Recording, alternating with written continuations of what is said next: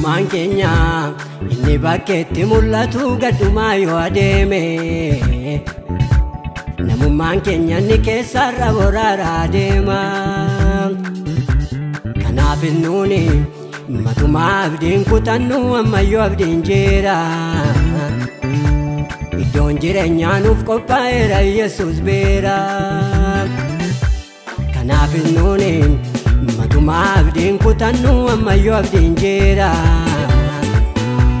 Iddoon jireenyaa nuuf qophaa'eera Yesuus beera. Namummaan keenya inni bakkeetti mul'atu gaddumaa yoo adeeme. Namummaan keenya inni keessarra boraaraa deema. Kanaaf nuuni matumaa abdiin kutannu ammayyuu abdiin jira. Iddoon jireenyaa nuuf qophaa'eera Yesuus beera. Kanaaf nuuni matumaa abdiin kutannu ammayyuu abdiin jira. Iddoon jireenyaa nuuf qophaa'eera Yesuus beera.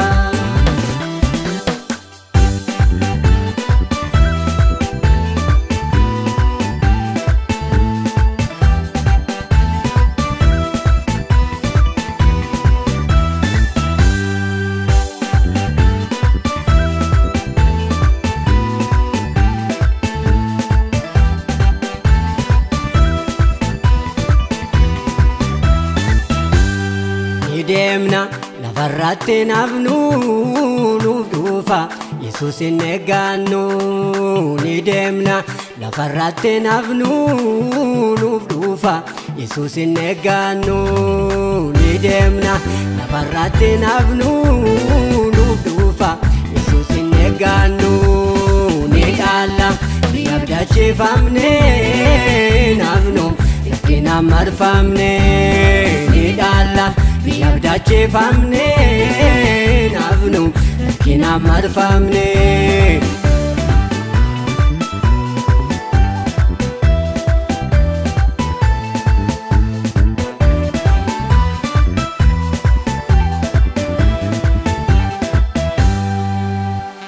Dacheefi samii yoo darbite nuti hin bannu aduun nutti dhiite.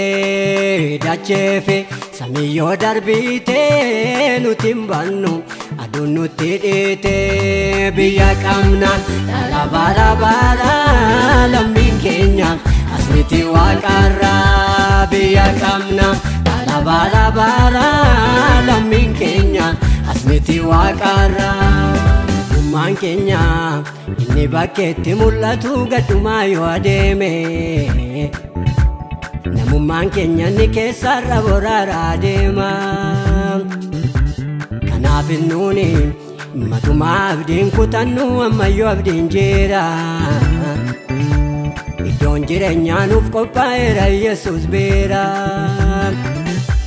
Kanaaf nuuni matumaa abdiin kutannu ammayyuu abdiin jira. Iddoon jireenyaa nuuf qophaa'eera Yesuus beera.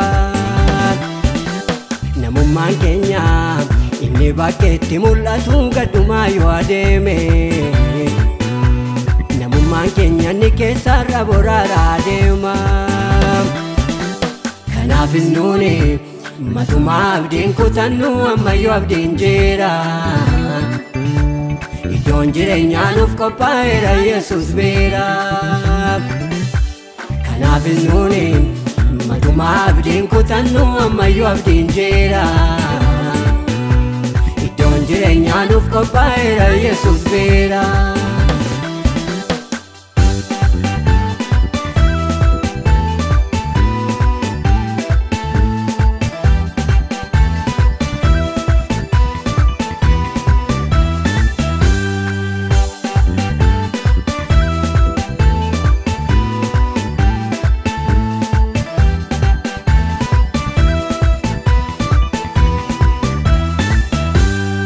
Asitti nafnu galla biyya keenyatti Yesuus deebi'e nuufa gubbaa waaqaati.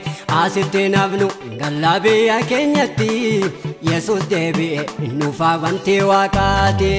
Yommuu inni dhufu malakanneen afuufama malibsuu jaadhani keenyan geeddarama akka dubbate tokko ulfinaan mul'ata duumessa keessaan Yesuus dhufee nu fudhata akka dubbate tokko ulfinaan mul'ata duumessa keessaan Yesuus dhufee nu fudhata duumessa keessaan Yesuus dhufee nu fudhata duumessa keessaan Yesuus dhufee nu fudhata duumessa keessaan Yesuus dhufee nu fudhata duumessa keessaan Yesuus dhufee nu fudhata duumessa keessaan Yesuus dhufee nu fudhata duumessa keessaan Yesuus dhufee nu fudhata